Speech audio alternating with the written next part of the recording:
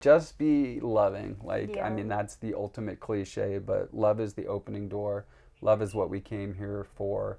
Before there was even words, there was love. So, yeah, Mm. love is everything. I think that's one of the major reasons we incarnate in human form. Yes, we want to become self realized, enlightened yogis, but love feels good. Love Mhm. for community, love for animals, love for your children, love for one another, and love for nature, love of life. Beautiful. I love it.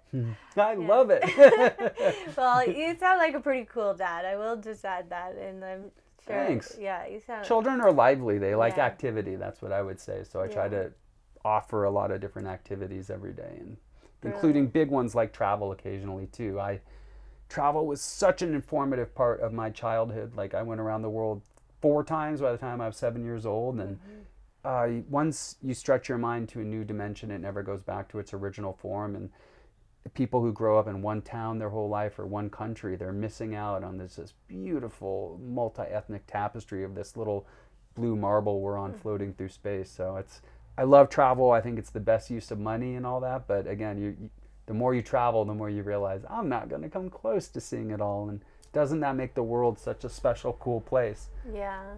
Well, and I think just keeping the spark of curiosity alive is such an important part of not only being a spiritual seeker, but for anybody just trying to live a more expanded life. If we're more curious about our neighbor and more curious about those that we don't understand, there's just more of a foundation to build a more compassionate marriage, family, community, world. Like it kind of starts with that. So I also am like a huge advocate for traveling as like someone that came from rural small town Alberta, country girl, went out to see the world, and seeing the world, seeking relative freedom Mm-hmm. helped me to get to the source of not relative freedom, but the true freedom that I seek, which is beyond that. But it's such a good doorway, that traveling and curiosity and exploring, I think, for anybody, not only someone that's more spiritually inclined.